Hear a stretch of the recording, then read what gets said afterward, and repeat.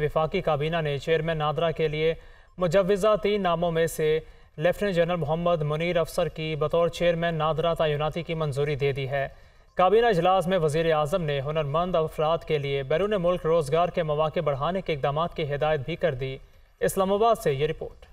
निगरान वज़ीर आज़म इनवारुल हक काकड़ की ज़ेर सदारत वफाकी काबीना का इजलास। वफाकी काबीना ने लेफ्टिनेंट जनरल मुनीर अफसर की बतौर चेयरमैन नादरा तकर्रुर की मंजूरी दे दी। नादरा चेयरमैन के लिए 3 बेहतरीन उम्मीदवारों के नाम शॉर्ट लिस्ट किए गए थे। वफाकी काबीना ने इक्तिसादी राब्ता कमेटी के 6 और 19 सितम्बर के इजलासों के फैसलों की तौसीक भी की। वफाकी काबीना ने वफाकी वजारत तालीम व फनी तरबियत की सिफारिश पर area studies centre, university of Peshawar और कॉन्वेंट्स यूनिवर्सिटी हंगरी के सेंट्रल एशिया रिसर्च सेंटर के माबैन मुआहदे की याददाश्त पर दस्तखत की मंजूरी दी। काबीना ने वफाकी वजारत खजाना की सिफारिश पर सिमेंट बैंक लिमिटेड का नाम बैंक मुकरमा लिमिटेड रखने और वफाकी वजारत दाखिला की सिफारिश पर हुकूमत पाकिस्तान और हुकूमत इक्वाडोर के माबैन मुआहदे की भी मंजूरी दी, जिसके तहत दोनों ममालिक के डिप्लोमेटिक ऑफिशियल और स्पेशल पासपोर्ट होल्डर्स बाहमी तौर पर वीजा से मुस्तस्ना होंगे। इजलास के दौरान वज़ीर आज़म ने हिदायत की कि हुनरमंद अफराद की बैरून मुल्क रोजगार मौके बढ़ाने के हवाले से इक़दाम उठाए जाएँ। अब आपको बताएं, चेयरमैन पीपल्स पार्टी बिलावल भुट्टो जरदारी का कहना है, पीपल्स पार्टी वाहिद जमात है जो चाहती है इलेक्शन वक्त पर हों।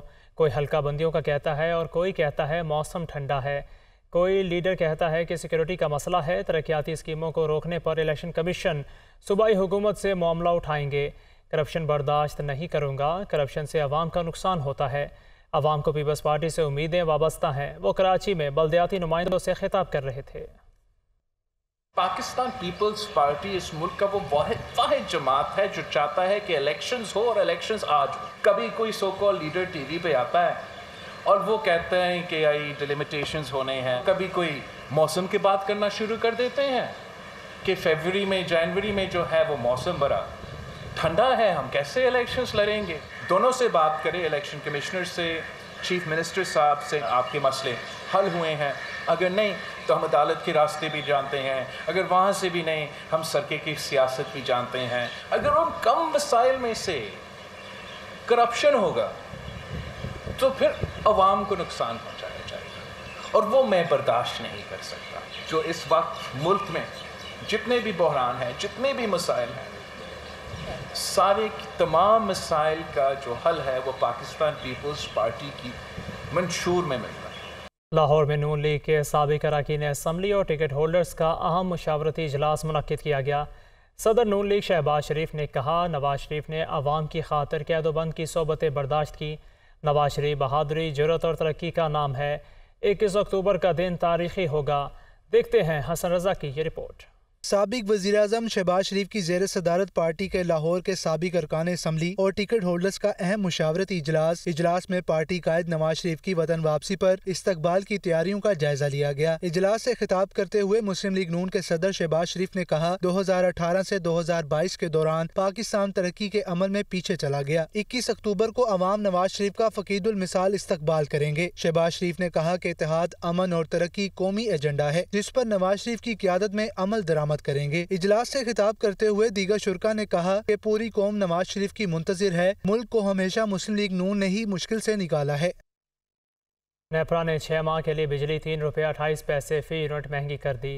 हर सारिफ की जेब से तकरीबन 350 से 1600 रुपये तक इजाफी निकलेंगे। मजमूई तौर पर 135 अरब रुपये से जायद का बोझ पड़ेगा। ये रिपोर्ट देखिए।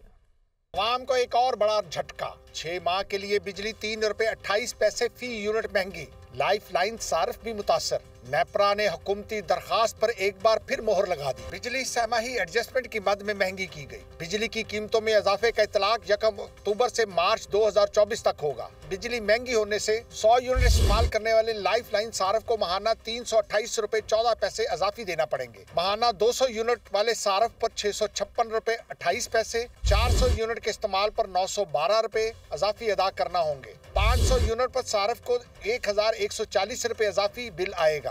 600 यूनिट्स पर 1368 रुपए, जबकि 700 यूनिट इस्तेमाल करने वाले सारिफ को महाना 1596 रुपए इजाफी अदा करना पड़ेंगे। सार्फिन 114 अरब रुपए कैपेसिटी पेमेंट की मद में अदा करेंगे। बिजली का सिस्टम इस्तेमाल करने की मद में 14 अरब रुपए सार्फिन से वसूल किए जाएंगे। PIA ऑडिट रिपोर्ट में तैयारों की ग्राउंडिंग से मुतालिक सनसनीखेज इंकशाफात सामने आ गए। तैयारों की मरम्मत का काम दिनों में मुकम्मल करने की बजाय सालों लगा दिए गए।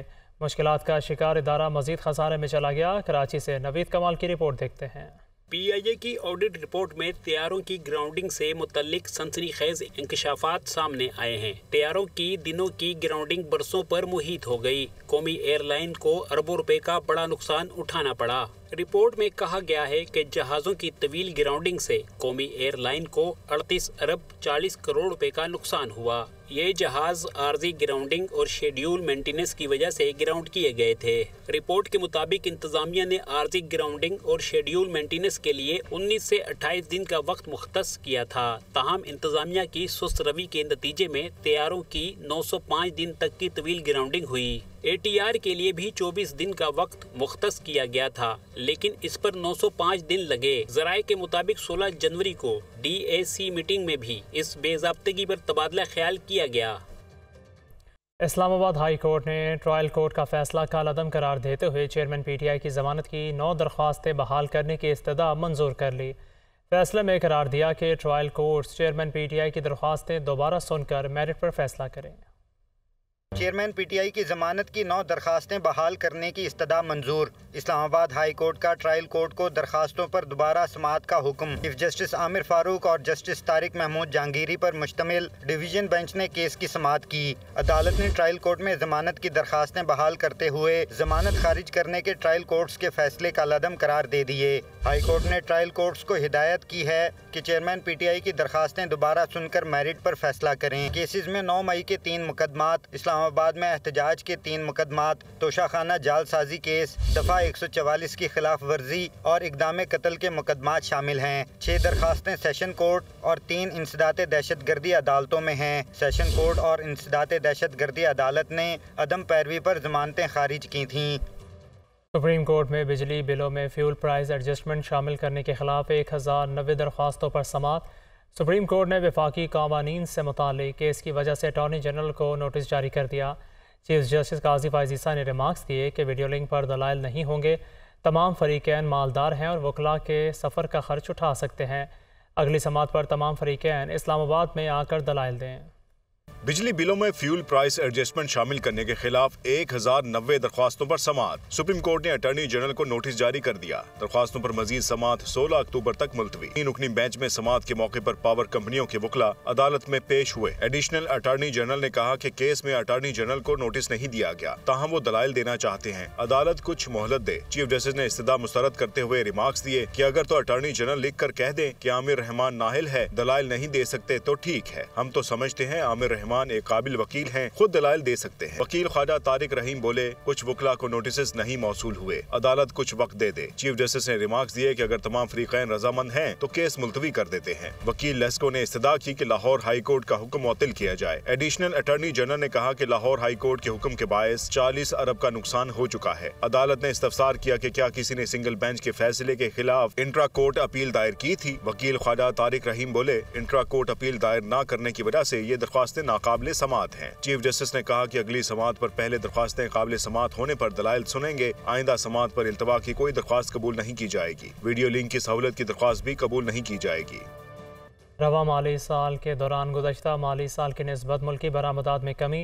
पहली सहमाही में बरामदात में 3.78% कमी हुई। इदारा शुमारियात ने बैरूनी तजारत के अदाद शुमार जारी कर दिए हैं।